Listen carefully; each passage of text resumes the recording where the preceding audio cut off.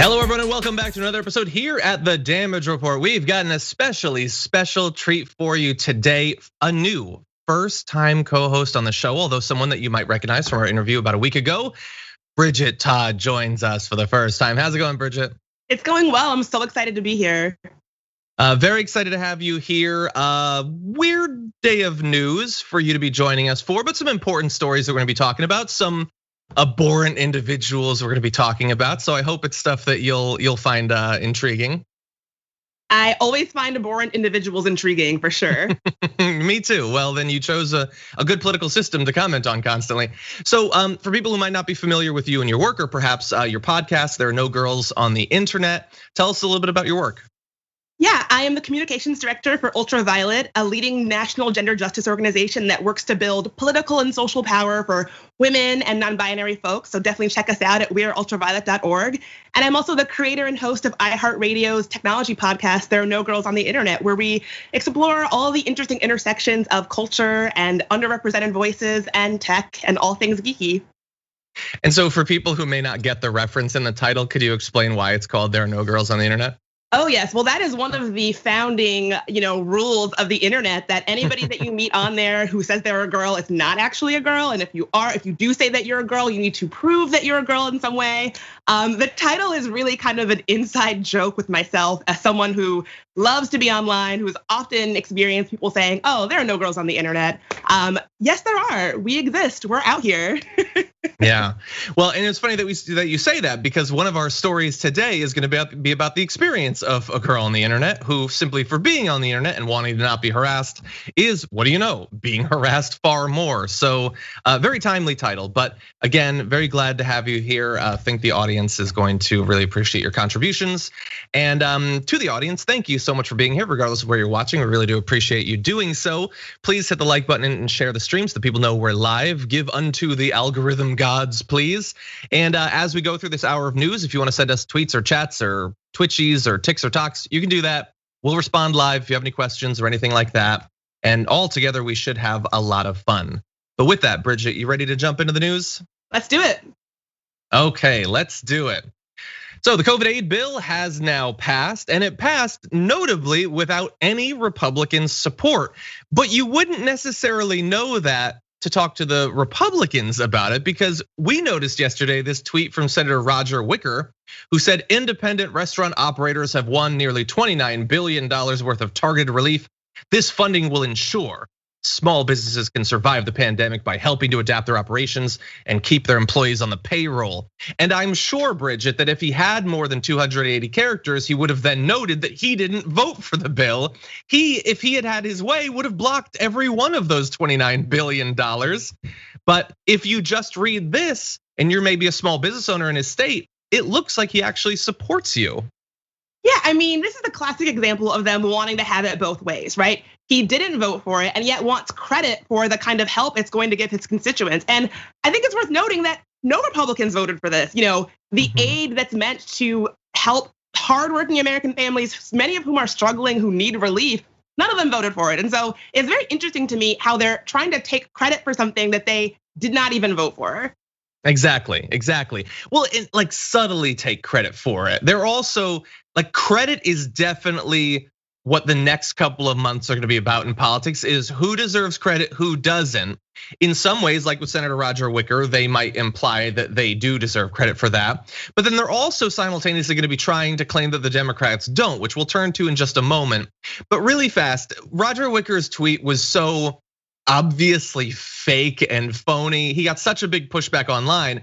He was asked about it by reporters, and he later said, "Well, I'm not going to vote for 1.9 trillion just because it has a couple of good provisions." I mean, does he care about the people in his community getting help or not? Right? It's like, you really cannot have it both ways, I feel. Yeah, and look, he might have, like, if we're giving him more like an assumption of operating in good faith that he almost certainly isn't, maybe he has some other bill that he imagines would have been better. And in theory, if we had a functioning democracy with two serious political parties, they might have met in the middle in some way on those bills. But Roger Wicker, apparently, if he's operating in good faith there, is running up against the Republican strategy, the natural outcome of the Republican strategy, where they're never gonna vote for anything the Democrats do, no matter how pro anything it is. And if you go into this legislative session making clear that the opposition knows that you're not gonna operate in good faith with them, well, then they're not gonna give you much. I mean, I would argue the Democrats kind of did anyway, but they have no real incentive to, because Roger Wicker was never gonna vote for that. If it was 1 trillion or 500 billion or 100 billion, he cares more about denying Biden a legislative win than he does about small business relief or any other component of this.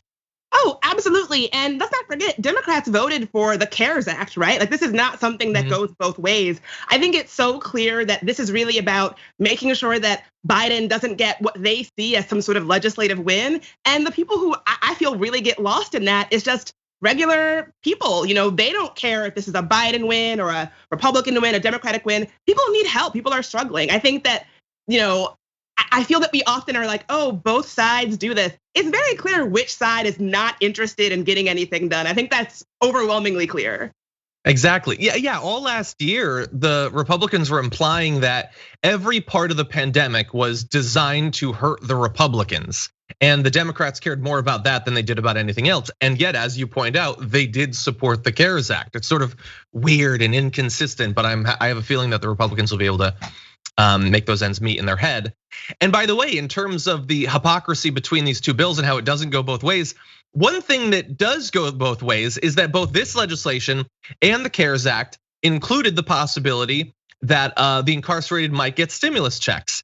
Interestingly, Republicans like Tom Cotton, who voted for the earlier CARES Act that did that, is now criticizing this one for saying, look at these damn Democrats trying to give money to prisoners. But you supported it when it was Trump. It's just, it's like the cake is hypocrisy, the filling is hypocrisy, the frosting is hypocrisy, the whole thing just sucks.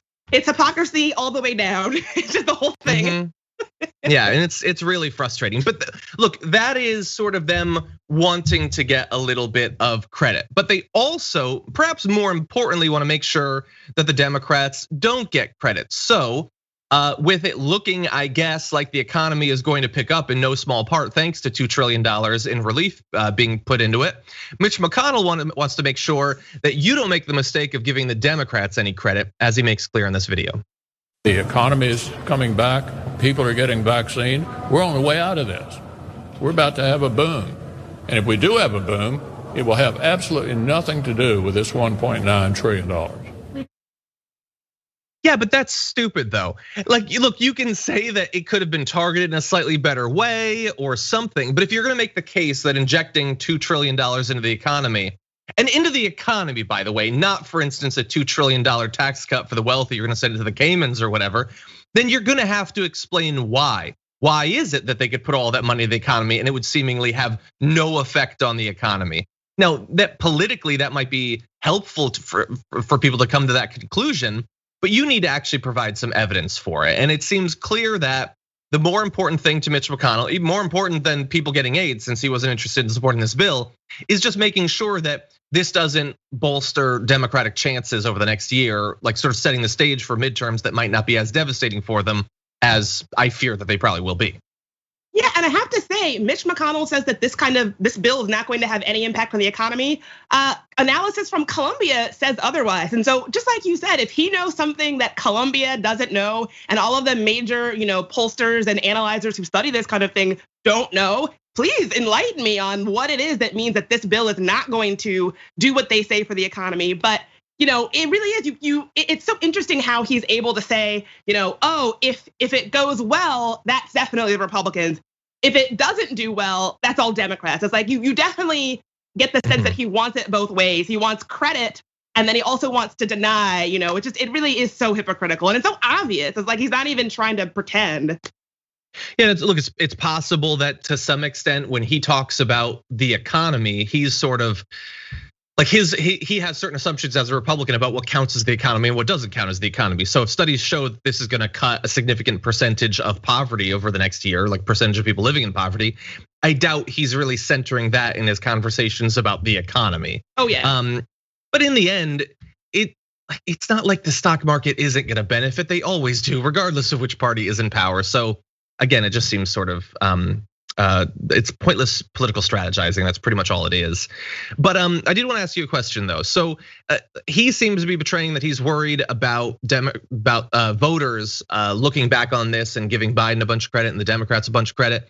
Do you think that like in nearly 2 years, or like say a year and a half, as we're in the thick of the midterms, is this still going to be, you think, like central on people's minds? Is this going to be a big consideration? I don't know. That's a great question. I think it's clear that the Republicans are very concerned about it. I happen to think that voters have a pretty, like, they care how things impact them. I think that, for a lot of people, this is not about politics or playing politics. I think people just want help. They want help, they want care, they want, aid, they want relief, especially right now with so many people struggling. I think that they might be overthinking how much your average American is kind of read into the politics of how things get done. They just want things to get done. Yeah. Well, we'll have to see. Anyway, at least from the Republicans' point of view, they seem pretty united on this. I mean, you have someone like Mitch McConnell wanting to make sure that people they see how popular the bill is. Even amongst a majority of Republicans actually support it, let alone Democrats or independents. But even people like Liz Cheney, who the Republicans would love to run out of the party, says this bill does far more harm than good, and the damage it does will only make our recovery efforts more difficult. So I don't know, maybe she actually believes that, maybe she's a true believer on the fact that we should never stimulate the economy by giving money to the working class, but maybe it's just the Republicans can be in lockstep on certain things, like don't give any credit to the Democrats. I don't know. Yeah, and it's funny. I think that you're so right earlier when you said, I think that some of these Republicans see the economy as like rich guys and corporations. And listen, those people are going to get theirs regardless. Why not give money to just everyday Americans who are struggling? I think that you're exactly right that when some of these people say the economy, I think it's kind of clear who that includes and who that leaves out. But yeah, I think this bill, before it was passed, I think it had 75% of Americans approved of it. How often do you get 75% of anybody agreeing on anything? That's a pretty huge number to me. Yeah, exactly. We've had a couple of months of right-wing media demonizing COVID aid. You have the Democrats really tragically backing off of some of the earlier promises they'd made. These are all things that in theory could have led people to be a little bit muddled about their view of the bill. And yet it seems like they still kind of like it. What do you know? People want help during this terrible crisis. Now, there's another area of credit that I want to talk about though. As this COVID aid bill is being passed, and in the context of more and more vaccinations being done every day, and this should help, some of the money is going towards that. And we have more news coming up on vaccination as well. There is one individual who wants to make sure that he gets some credit in this, and that is Donald Trump, who doesn't have social media, but has apparently found, I guess, a loophole, because it turns out you could release a press release that is effectively just a tweet, almost down to the specific length of it as well. Now, in general, I'm not gonna be interested in this sort of thing, but this one in particular is pretty funny, so I have to read this. This is a statement by the 45th president of the United States of America. I hope everyone remembers when they're getting the COVID-19, often referred to as the China virus vaccine, that if I wasn't president, you wouldn't be getting that beautiful shot for 5 years at best, and probably wouldn't be getting it at all. I hope everyone remembers this has been your president, Donald J. Trump. No, he didn't have that part, but that was the whole press release. The whole press release was, oh God. There's so much. First of all, this is the saddest thing I've ever seen in my life. On the day when we get this massive COVID relief passed, he basically is reminding people, what I have to offer? Racism. He cannot back away from this like quote unquote China virus, idea. And again, I think it's clear that he really misses Twitter. He's trying to find all these little ways to get his message out there. It's just, honestly, it makes me sad. And again, I almost kind of forgot about how just strange of a guy Trump is. Beautiful shot. Even the way he describes it is like, oh yeah, he described everything as beautiful. Just like they stick it in beautiful. That was amazing, gorgeous, love it.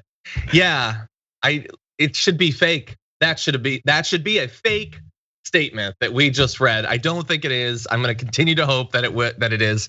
But here's the thing.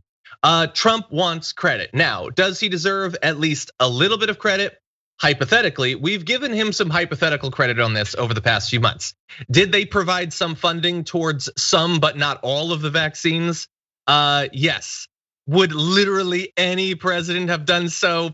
100%. He provided nothing additional over and above what a random coma patient as president would have, and yet he wants special credit. And again, like we said, he's saying there, if he hadn't done giving taxpayer money, it would have been 5 years or maybe never that we would have gotten it, even though some of the vaccines didn't receive any funding and the beautiful shots are still going into arms regardless.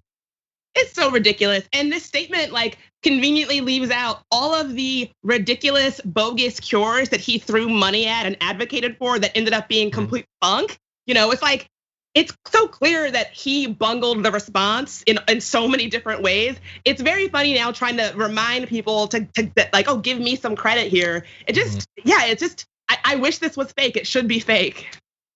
It should be. And the weird thing is, like, I'm criticizing that he wants credit, that he wants everyone to associate him with the beautiful shot. But the thing is, honestly, I would prefer that what the sort of weird psychological impulse that he's demonstrating in the statement, that he was consistent on it, that he always wanted credit on the shot, that he was always clear that the shot was great and that everyone should get it. But the thing is, that's not where we're at. In statements like this, he's saying nobody would be getting the shot if I hadn't done it, give me credit. And yet, he doesn't seem generally to want to be associated with it, certainly not in direct ways that would lead some of his fans, which I have to assume anti-vaxxers are now overrepresented in. So for instance, we found out a couple weeks ago that he had been vaccinated back in January, him and Melania both, but they didn't reveal it. They tried to keep it hidden as long as possible. And so now, I believe as of today, we have this new PSA featuring every living president with one notable exception, trying to get as many people as possible, to be as desperate as possible to get this vaccine as fast as possible so we can go back to normal as quickly as possible. Here's that PSA. Right now, the COVID-19 vaccines are available to millions of Americans, and soon they will be available to everyone. This vaccine means hope.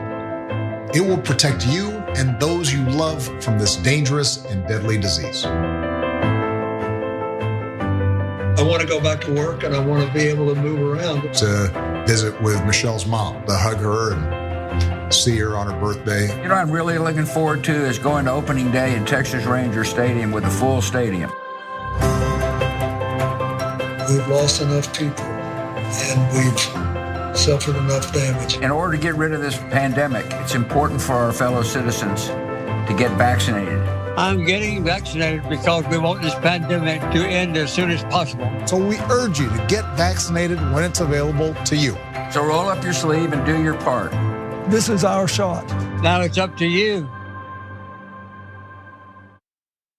Credit could he have gotten if he had just appeared in that, I guess. I would have given him credit for trying to get some of the people he's convinced not to trust things like the vaccine. If he just appeared in that, if he had let people know that he was getting it. It seems like that would have been more efficient. I completely agree. Like it's missing an easy layup, and so you have to ask, like, well, clearly he doesn't care about what the greater good is. When I watched that video, it's like, oh, this is a collection of adults who are all coming together for the greater good to help people get vaccinated and let them know it's okay. Trump couldn't do that. He couldn't even be bothered to be in this video. He couldn't be bothered to take a selfie when he got his vaccine, so that someone out there who takes their cues from him and his base would be like, oh, maybe I should get vaccinated. It's the literal least he could do, and he can't do it. Exactly. And of course, we shouldn't have to reiterate this yet again.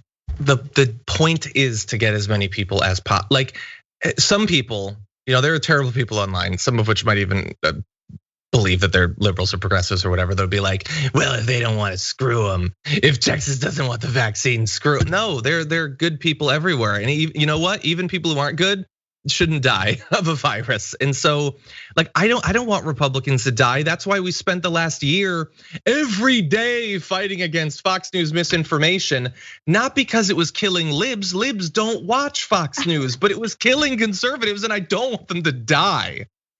Yeah, I'm so glad you brought that up, because I remember when they essentially reopened Texas like way too early. I saw so many people online being like, oh, well, they shouldn't get any of the vaccine. And just like you said, that completely overlooks the fact that there are people in Texas, like, it's not like your average everyday Texas citizen is in control of what Abbott does. And it doesn't mean that they should not have access to the health care that they need to keep them safe and keep them from dying from COVID. Like, that is completely the wrong way to think about it. I completely agree. I think that everybody, Republican, Democrat, wherever you fall, needs health care, needs access to the vaccine, and should not be dying a preventative death from COVID. Absolutely.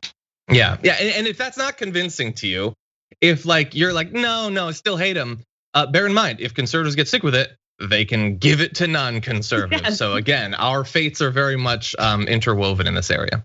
Exactly.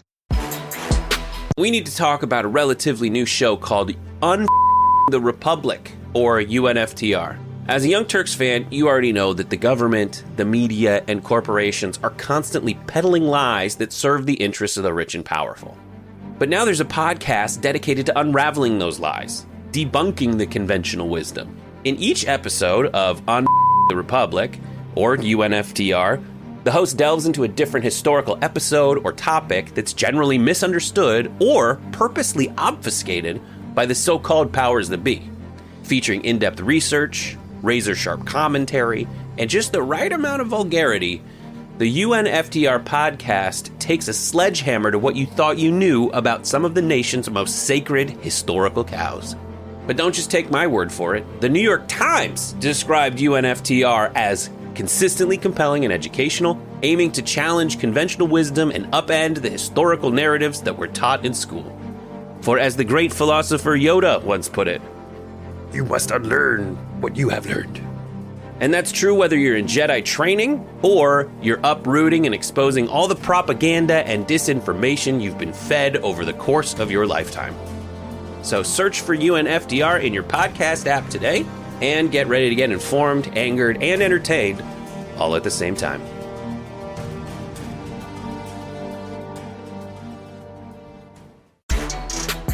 Yesterday, President Joe Biden announced that in addition to the already established contracts for a variety of different vaccines, he is going to be directing the federal government to secure an additional 100 million doses of Johnson & Johnson's COVID-19 single-shot vaccine.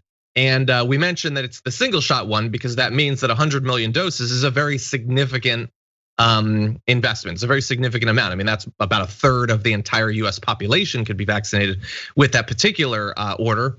But in addition to that, since you've probably done some of the math yourself over the past few months, we've now ordered far more shots than would actually be required to vaccinate all of America even if we didn't have 30% of the country, which would rather be shot in the head than vaccinated because of what they've been told by Fox News, which means that we will have extra, which means that if the US has leftover vaccines, once every American has had the opportunity to get a jab, that's from The Independent, they're British, the Biden administration will share its inventory with the rest of the world, he announced yesterday. Bridget, what do you think about that? I think it's the right move. So many other countries, I know that Mexico needs vaccines. Like, I definitely think it's the right move to share our surplus with other countries that need it, because as you said, this is a communicable disease. And so if we need everybody to get vaccines, we need everybody to be protected because they spread. It doesn't matter, borders don't work that way. The virus doesn't care about, where you live. That's how communicable diseases work. So I think it's definitely the right move. I'm very excited. Exactly. Yeah, exactly. And look, in terms of making it slightly safer, let's say for Americans to travel abroad, you would want other areas to be vaccinated. Business is inherently international, so American businesses are going to be affected by how much COVID there is in other countries. So even if you were being like heartlessly pragmatic, for those reasons, I think it would be a good thing. Also, maybe it would produce a little bit of goodwill, maybe could help to make up for a little bit of some of the horror that America has put out into various parts of the world over the past few decades. So I think that those would be good reasons. I would say, and I get that he's not gonna do this, I would say, couldn't we start doing that now? Like, I'm not saying take half or whatever, but couldn't we start sending some? I mean, we did a segment on, I think it was something like 25 different countries that hadn't had any vaccines administered yet. And I think Ghana had like 25, not 1,000, like 25 vaccines. Like, I feel like we could do some goodwill by sending it over there. Yeah, definitely. And I think that's exactly right. I think that we do have a little bit of work to do in terms of repairing our reputation with the rest of the world. Like, let's be clear. And I think this could be a good first step, a good show of goodwill to the understanding that, yeah, we are a global economy and we're in this together. I think that you're exactly right. I think that could be a good way of fostering some of that goodwill that we might have lost over the last 4 years. Yeah. The thing is, if he were to do that, like, he's not gonna do that. If he were to do that now, can you imagine what the Republicans would say if he sent the vaccine to Mexico or to Canada? Canada's probably gonna be fine. Oh my God, if he sent it to Africa, they would lose their minds. I mean, it's so true. And the reason why that's so sad is that kind of Republican posturing and feet dragging and temper tantrums, it really does prevent us from being able to have productive, like, meaningful conversations about how we move forward, because you're exactly right. We would never be able to do this thing that could potentially be a good thing because Republicans would pitch a fit. So it's interesting how it often prevents us from being able to even have the conversation about what would move us forward. Yeah. Now, really fast, I just want to tell you the numbers to give you an idea of when people here in the US might be able to get their vaccines, when the surplus might start going abroad. Even before this most recent 100 million, the US was to have enough approved vaccine delivered by mid-May to cover every adult, and enough for 400 million people total by the end of July. Enough doses to cover 200 million more people are on order should vaccines from AstraZeneca and Novavax receive approval from the Food and Drug Administration. The new J&J doses, which would cover another 100 million people, are expected to be delivered in the latter half of the year. I mean, this is a massive amount. This is like, I mean, you may have learned like in high school that the US nuclear arsenal could nuke every inch of the earth multiple times over. We could vaccinate everyone multiple times over. And so hopefully that means that there will not only be some that we can give abroad, but a lot actually. And the thing is really fast, I wanna let you know that there are countries that are already doing this. There are countries generally that are not democracies, not representative democracies, but that doesn't mean that they're not doing a great deal of good by sharing their current vaccine supply abroad. China has pledged roughly 500 million doses of its vaccine to more than 45 different countries. 4 of China's many vaccine makers are claiming they will be able to produce at least 2.6 billion doses this year, which is crazy. Russia has sent millions of doses of its vaccine to countries around the world, even as it vaccinates its own population. Israel, which has vaccinated more than half of its population with Pfizer vaccines produced in Europe, has also attempted to use vaccine diplomacy to reward allies. And so even the tenor of this particular article from the AP that we're sort of citing here is implying, well, they're just doing it because it gives them foreign influence, and they can afford to do it because they're like, some of these countries don't have to really be responsive to the potentially xenophobic demands of their population. But from the point of view of a person in another part of the world that gets a vaccine as a result of it, it's really all the same. Like, they get the vaccine. See, long term in terms of international politics, what effect this has, but it's important that everyone get vaccinated, regardless of the motivations.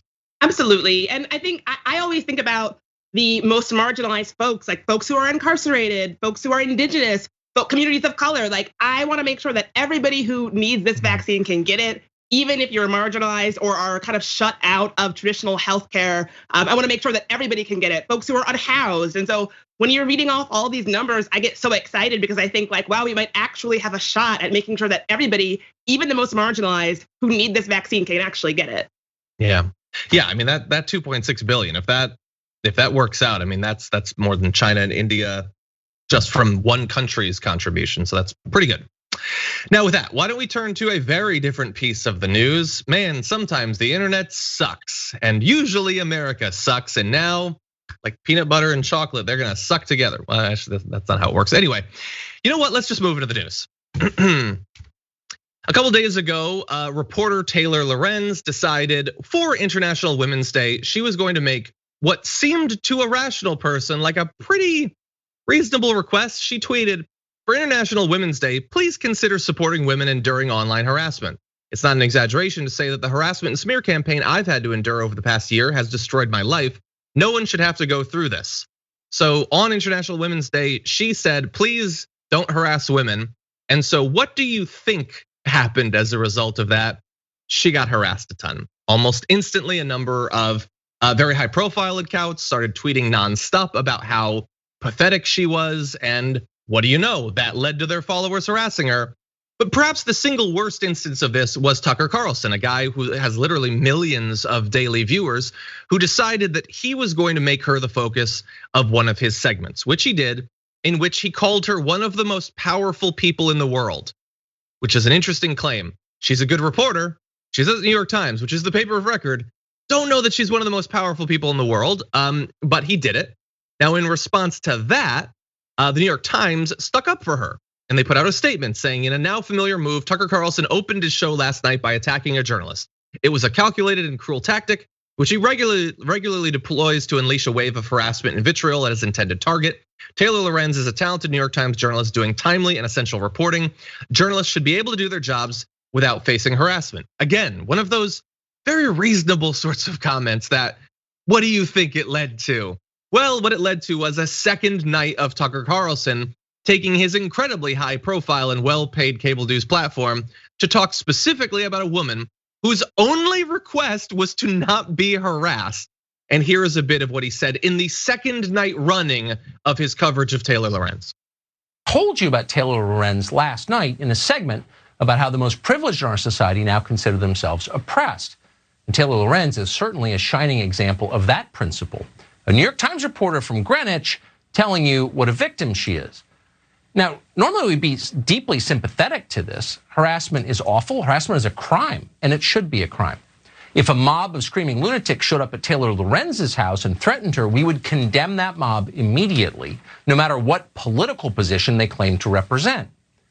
But that's not even close to what Taylor Lorenz is talking about. According to Taylor Lorenz, saying mean things about her on Twitter is, quote, harassment. Disagreeing with her on the internet at all is, quote, harassment. Failing to affirm her as she self-actualizes and attempts to realize her hopes and dreams in this world is, quote, harassment, and so on. There's a lot of real harassment out there. This is not it. So you can see why we included Lorenz in a script about the most privileged in our society, pretending to be the most oppressed in our society. We were embarrassed for Taylor Lorenz. She spends her entire life on the internet, so of course, after a while, you become a deeply unhappy narcissist. That's what the internet does to people. And the internet does other stuff to people, like when the person that they worship, Tucker Carlson, tells them that this reporter is one of the most powerful people in the world. They then attack her and attack her and attack her, and that's what they've been doing, Bridget. It's really sad to see. First of all, this is a pattern with Tucker Carlson. He's did it to Brandy Zadroni, the disinformation reporter at I think NBC. He singles out usually women journalists and just uses his massive platform to trash them. No one should go through this for just doing their job. And he seems to think it's funny. I think it's interesting in that clip that he kind of almost pretends that he doesn't know what he's doing. You know, like, oh, I'm just reporting on this journalist because she's privileged. Also, it's pretty funny that Tucker Carlson is, taking on this stance of calling out the privileged. I didn't realize that he was this like downtrodden coal miner or something. Like, wow, like this is news to me. But it really is very clearly harassment. What he's doing is a targeted, coordinated harassment campaign against a woman who was just trying to do her job. And all for what? Because she spoke up about facing harassment. Listen, as a woman on the internet, I can tell you it is not always pleasant. This kind of online harassment that's coordinated is often worse for women of color and Black women. The data is very clear about that, but all women go through it and it shouldn't be this way. We shouldn't be harassed for just doing our job. And Tucker, honestly, like this is really saying something. Him singling out women journalists just for doing their jobs, it is a new low for him, and that is really saying something. 100%. I want to take issue with two of the specific things he said in that video clip. First, he said, of course, if a mob of screaming lunatics showed up at your door, we would criticize that unconditionally. But would you? Because you had a chance to a couple of months ago and you couldn't manage to do that with the Capitol attack. So I think your hypothetical has a couple of flaws in it. And the other is, I don't understand how someone can watch his show and see the things that he claims and not just be repulsed by how fundamentally intellectually dishonest it is. So he said, according to Taylor Lorenz, here's examples of what's harassment. For instance, saying mean things about her. She didn't claim that just saying mean things is harassment. Not affirming her as she self-actualizes. Did she say anything about that? Because according to Taylor Lorenz, he says, but she didn't say any of that. Again, this is him making up things and then attributing it to her. What she's actually saying isn't on its face ridiculous. So we need to attribute obviously ridiculous things she didn't say to her so that we, a group of men, can laugh at how ridiculous she is. That's the whole point of it. But there's a little bit more because of course, he was criticized by the New York Times. They're making clear what the obvious effect of his coverage, if not the intent, and it's definitely the intent is to produce more harassment. He is going to respond to that here. When that tweet was written by a New York Times reporter, reading it out loud is a quote, calculated and cruel tactic. But calculated to do what exactly? Presumably calculated to get more people to disagree with Taylor Lorenz, which was they've already established is harassment. Okay, so we know exactly what the point of both of those segments is. It is to get them to attack her online. That is why he keeps showing her picture, even though that's not her actual Twitter profile picture. He keeps saying her name over and over and over again. He keeps pretending that she's younger than she is for some reason. I don't understand that. It is to produce harassment, not to cause them to disagree. And I will say something that I said when we were talking about this yesterday with Anna Kasparian on the Young Turks. He keeps saying that fundamentally they're conflating disagreement with harassment. It's not harassment, it's disagreement, he's saying. About what? Because we've now had 2 nights of coverage and he will never define what they supposedly disagree about, except in theory, what counts as harassment. Now, I'm not interested in what he thinks counts as harassment, but that's what he would maybe say they disagree on. To which I would then say, so you disagree with a woman online about whether she's actually being harassed. And how does that justify 2 nights of coverage on the most watched cable news show on the internet? If that's the actual stakes, which he has to imply it is, that it's not just about harassment, it's about this honest disagreement. Why are you doing 2 nights of it? Isn't that weird? Isn't that by its very nature that you would devote so much of your time and attention and resources, literally having your producers, some of whom might be women, producing monologues designed to produce more harassment? Isn't that a bit out of scope with the stakes here? The stakes aren't the passage of a multi-trillion-dollar aid bill. The stakes aren't access to reproductive rights or a person's ability to vote. It's she thinks she's being harassed and I think she's wrong. So I'm gonna take my massive media platform and devote multiple nights of attention. And I guarantee tonight we'll have one as well. Bridget, that seems on its face more ridiculous than anything he is falsely asserting that she said. It's completely ridiculous. And you put it so well with everything else going on, in the news. This deserves 2 nights of coverage. And all Taylor said was women shouldn't be harassed. And the fact that Tucker Carlson has to dedicate 2 nights of his huge popular show to that is wild to me. But again, I think it's really important that you pointed out that we're not talking about disagreement. We're talking about this like obsessive, like people, because he seemed to say that, oh, Taylor thinks it's harassment to just use her name. I saw tweets directed at her that was just her name over and over and over again. That's not disagreement. What are they even disagreeing with her there? I mean, it's obviously not, it's, if anything, the thing that they're disagreeing about is that she is allowed to take up space on the internet as a woman who is a journalist, right? Like there's not anything that she is saying that anybody could meaningfully disagree with. The people who are responding to her are not disagreeing with, the substance of what she's saying or an argument that she's making.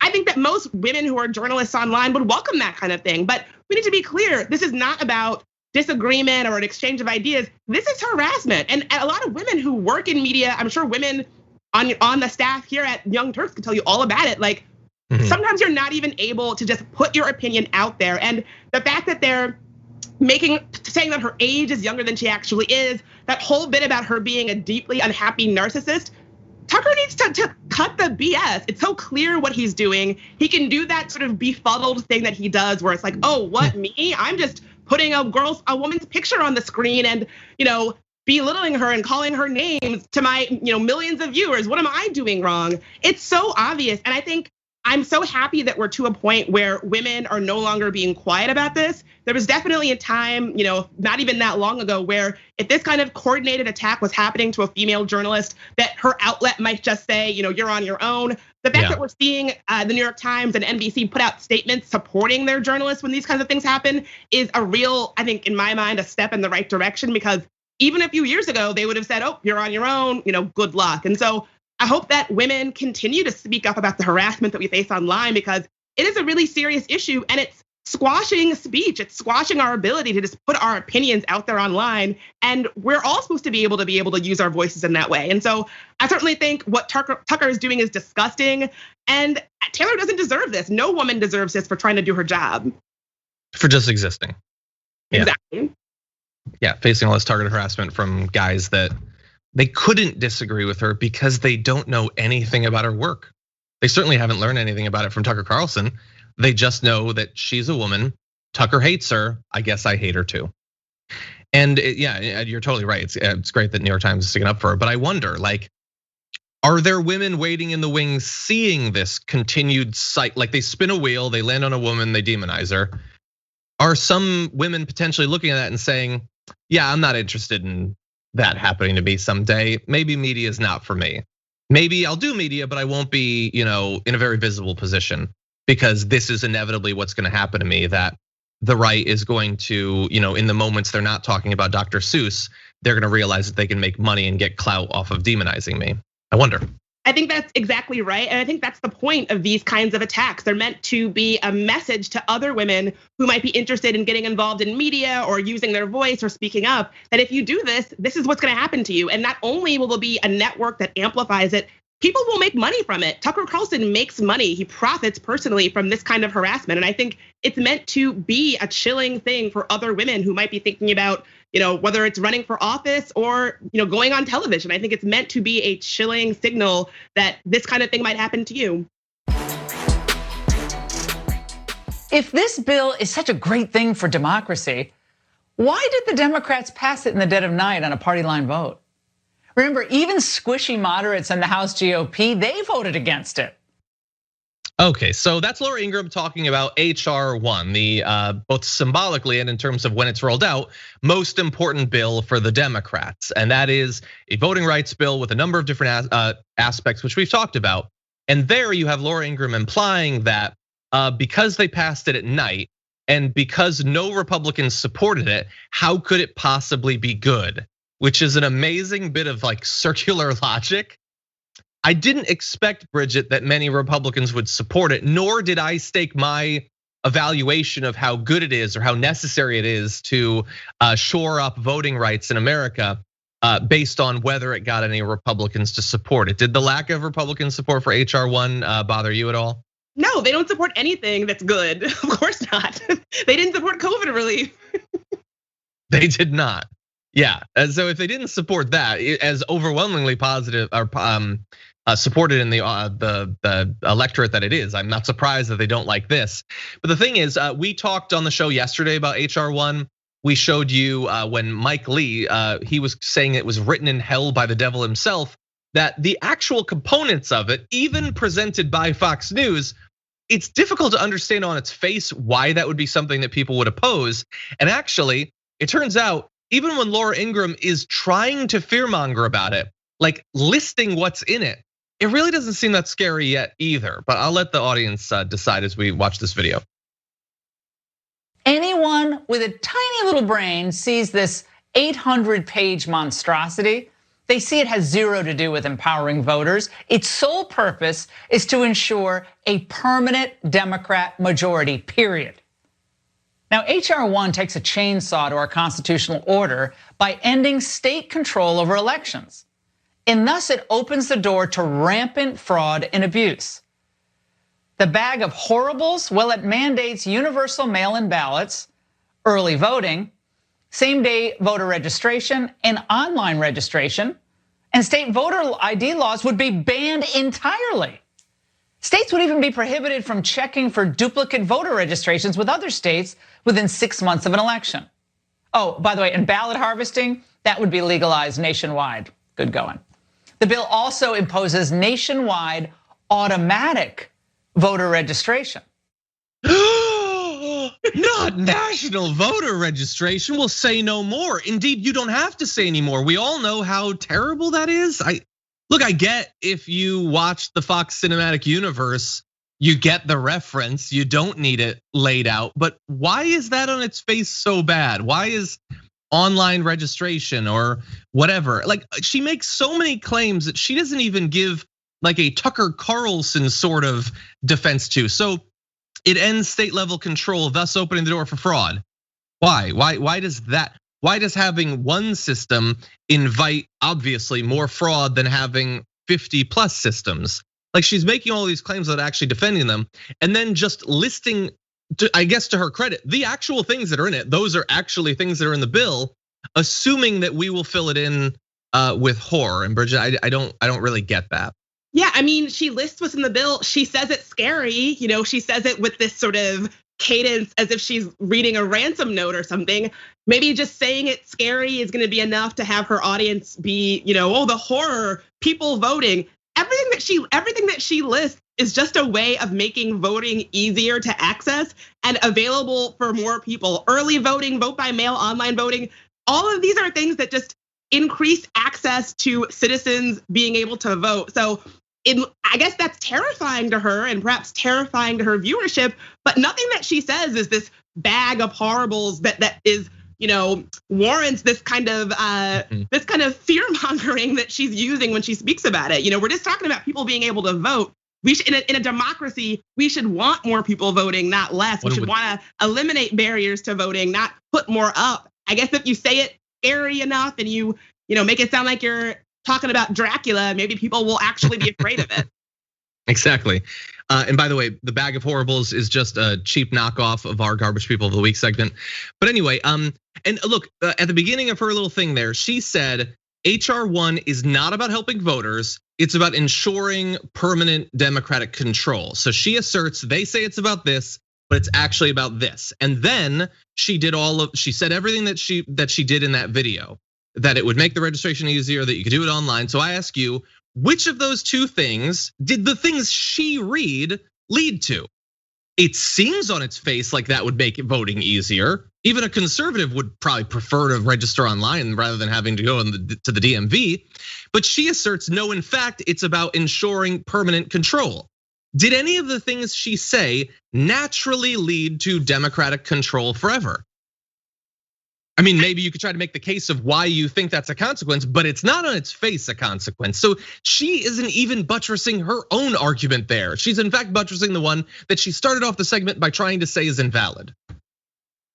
Yeah, and I mean, if she believes that these policies will lead to, quote, permanent democratic control, she needs to explain why having people be able to vote early is going to lead to that. But I can't figure out why that is, and I think it just goes back to this big lie that has been sort of like mainstreamed on platforms like Fox News, that the election was rigged or stolen, or that there's some sort of widespread voting irregularities happening, which we know is not the case. And so, this is just more fear mongering about an issue that really is not a big deal. Like, what she is talking about is expanding access to voting, which should be a good thing. The fact that she seems to be so terrified by it, I think, is really telling. Yeah. I'm wondering if maybe they deserve a little bit of odd credit, because in the run up to the November election, they were demonizing mail voting and early voting. And we said, and everyone said, you idiots, that's gonna lead to your voters doing less of it, and that's probably gonna hurt you. So then we had an election, and that totally came true.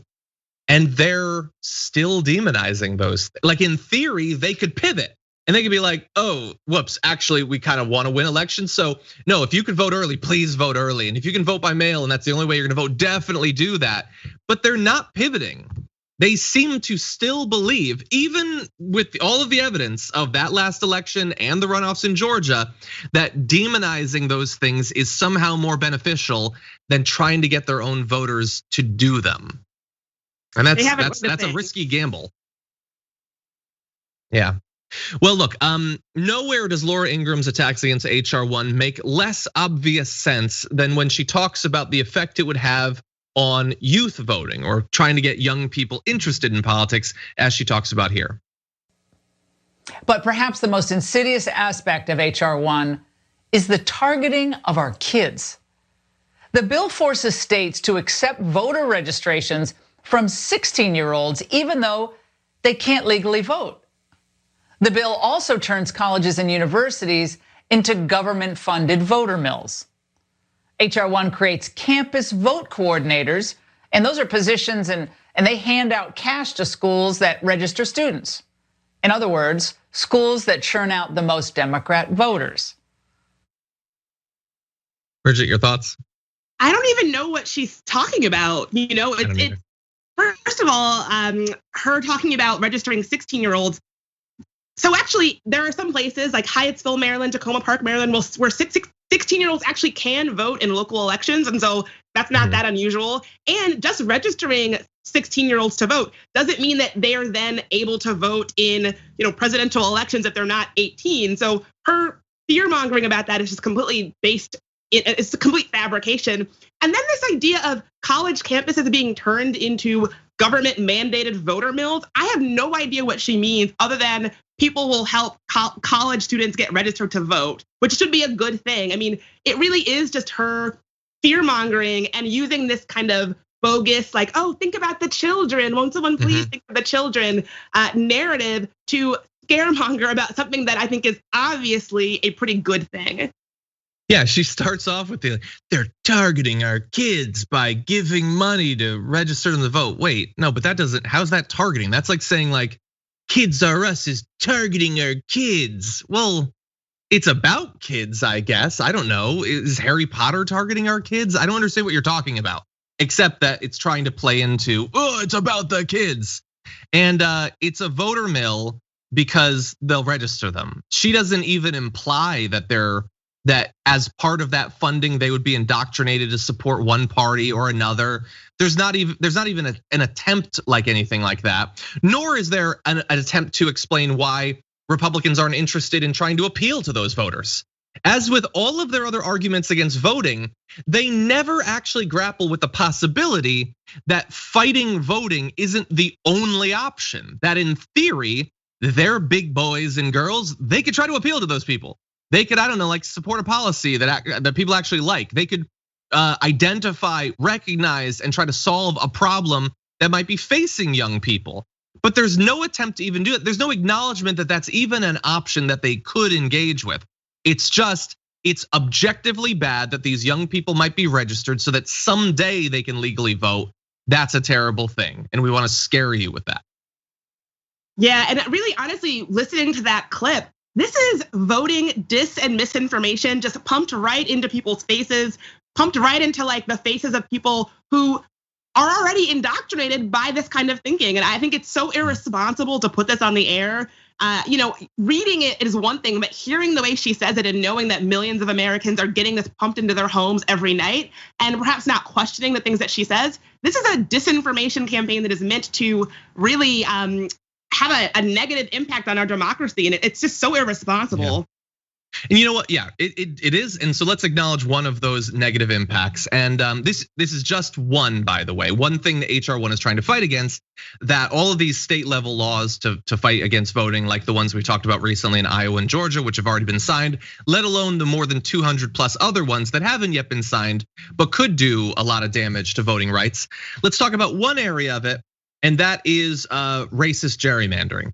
So the redistricting that followed the 2010 census, the last time we have this, resulted in, quote, some of the most gerrymandered and racially discriminatory maps in history. But the next cycle of redistricting could be even more fraught with abuse in southern states, according to a new report from the Brennan Center for Justice at New York University Law School. Florida, Texas, and North Carolina, all of which are expected to gain House seats following the 2020 census, as well as Georgia, pose the highest risk of producing maps that are racially discriminatory and favor Republicans. One of those states has already had a bill in this area passed. Now, what does this have to do with HR 1? Well, HR 1, in addition to all the other things we've talked about, public financing, cybersecurity, registration, all that stuff, also fights back against gerrymandering by establishing an independent commission, which, by the way, some states already have. This would be a federal one, to use scientific metrics of inequity in racial representation based on voter preferences. And so it would stop some of the most extreme racist gerrymandering, which previously things like the Voting Rights Act might have stopped before that was completely defanged by the Supreme Court. So this could be very important, not just in all those other ways, but specifically in stopping some of the most racist voter suppression that we've seen.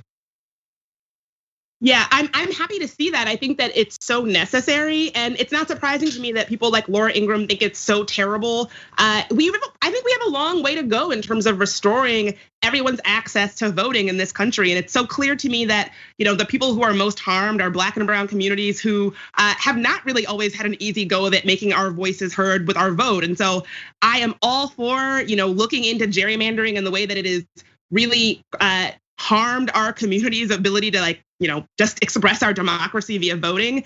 And I guess Laura Ingraham can just stay mad about it. Yeah. Okay, everyone, that is all of the Fox News we're gonna give you. It is also, unfortunately though, all of the show that we have. But I believe, Bridget, we do have a little promo for your podcast that people can know a little bit about that. Is that ready to go, team? Do we not have that, unfortunately? Oh, I thought we were gonna have that, unfortunately. Well, the podcast is There Are No Girls on the Internet. Bridget, it has been great to have you. The response from the audience has been awesome. And hopefully we'll have you back sometime very soon. Anytime, this was so fun. Well, and by the way, we don't have that promo, but where can people find your podcast if they wanna see more of your work? Yeah, it's on the iHeartRadio network. You can find us on Apple Podcasts, Spotify, Google Play, or wherever you get your podcast on. Awesome, Bridget, thank you so much. Thanks for having me. A group of progressive Democrats have introduced a bill to try to end qualified immunity. And joining us now to discuss is the politics reporter at The Intercept, Akela Lacey. Welcome back to the show. Thanks for having me, John.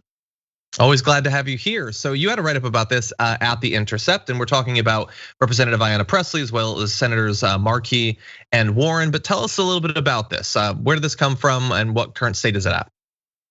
So Rep. Ayanna Pressley and former Congressman Justin Amash introduced a similar bill as a similar ending qualified immunity bill last session as an amendment to the Justice and Policing Act. And it ended up not being included in that bill for some of the same reasons that there's some pushback to this bill and a similar provision in the JPA this year, which I can explain. But sure. Basically, so the backstory to this is that the issue of qualified immunity, which is a legally created doctrine, basically that shields police officers from civil liability in cases where they violate a person's constitutional rights. This is something that has been sort of codified into practice through a series of legal cases. It's not something that is a written law, and for part of that is part of the reason that there's been sort of a bipartisan push to end or severely or significantly reform this doctrine. So we're talking about the ACLU, the Cato Institute. Tom Brady led a group of NFL players who wrote a letter, pushing to end qualified immunity in recent years. And even Supreme Court Justice Clarence Thomas has expressed support for, reforming this concept. Yes. And so that's what makes this even more interesting is that sort of in all the back and forth over the uprisings against police brutality this summer, backlash to calls to defund the police, this issue of qualified immunity has sort of been railroaded into this discourse around police reform and has become sort of a lightning rod to the point where, it was a bipartisan issue that is now sort of becoming like a Rorschach test for where you stand on policing. And so we had. Yeah, go ahead. Let me ask you about that, because obviously you talked about the difficulties before when it had tried to be passed, and now we have it trying once again, and there's some, as you said, it's a lightning rod. Now, in between those, we had obviously a lot of social events going on in this sort of area. So has it become less bipartisan? Have some of the people on the other side perhaps shied away now that ending qualified immunity might be lumped in with this sort of generalized approach to reform to the police? Yeah, and one great example of this is that a Republican senator had introduced a bill to end qualified immunity last year, and ended up, he went on Tucker Carlson's show and promptly got a bunch of pushback from police unions and police officers, and ended up pulling the bill. And again, Justin Amash had co-introduced this with Ayanna Pressley last session. Now it's being reintroduced only with Democratic senators and representatives. And another sort of tag on this is that this bill is separate from a provision in the Justice and Policing Act that would also limit qualified immunity, but not totally end it. But the push on this has become so polarizing that we have House members like Josh Gottheimer and Tom O'Halloran, the latter who is a former police officer and the former who is one of the top recipients of police money in Congress, were pushing to water down the qualified immunity provision in the JPA, which doesn't even really do all that much anyway. We had people talking about this as, deciding on qualified immunity as being made to walk the plank during the House Democratic caucus call after midterms last year. And so, yeah, to your point, it has become a less bipartisan issue solely because it's been sort of wrapped up in all of this discourse around whether or not police reforms are going too far. Yeah. Yeah. And by the way, so I saw your reference in the article to the individuals like, I'm not going to walk the plank, and you got to love that as like, what a cowardly little excuse when what's at stake is the ability of people to get away with murder effectively. Like, well, okay, I don't want to walk planks either, but if I were to walk a plank, this seems like the sort of thing that it might be worthwhile to do it on when people's lives are at stake. But anyway, I did want to ask you about the various watered down versions. So you alluded to the fact that the watered down version doesn't accomplish nearly as much, but I don't know how easy it is to quickly sum up. What is the major difference? How much more open with the watered down version would police be to any sort of legal consequences versus the current status quo? So basically, and I'm not sure that they actually succeeded in watering down the provision in JPA any more than it already was. So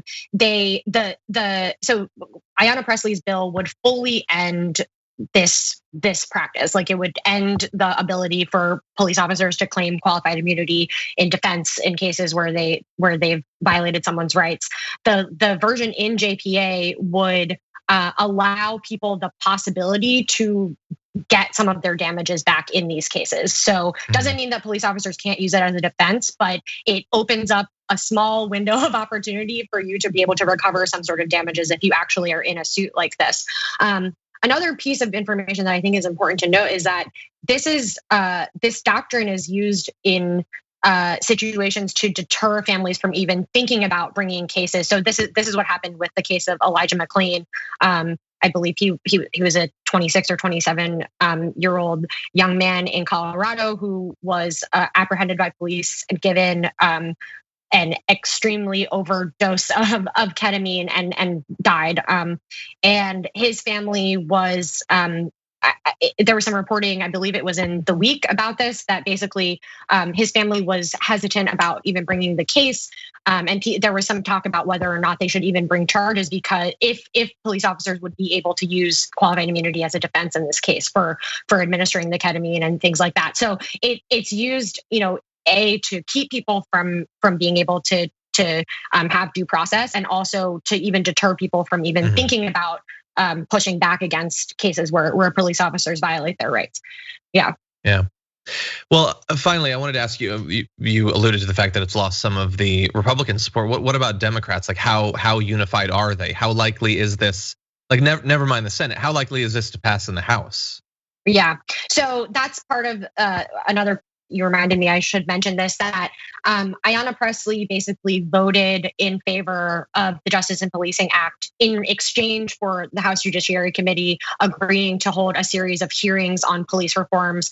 They got agreement to 3 hearings, one of which would be a markup on this bill. All that to say that there is not a huge chance of it passing. There is not unity within the Democratic Party on this.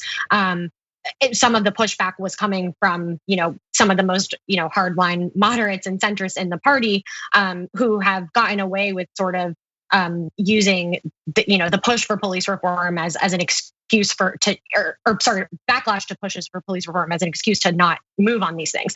So that all to say that there will be a markup of this bill at some point. It's unclear whether it will actually pass the House.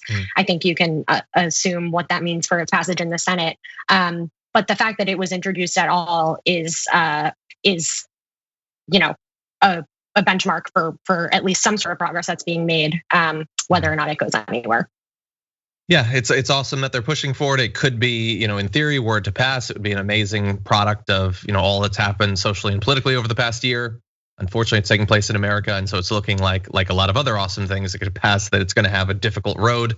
But we certainly appreciate both your work in writing this up for The Intercept, and everyone should definitely take a look at that, as well as joining us. As always, Akela, we really appreciate you joining us. Thank you, John. A pleasure to be here as always.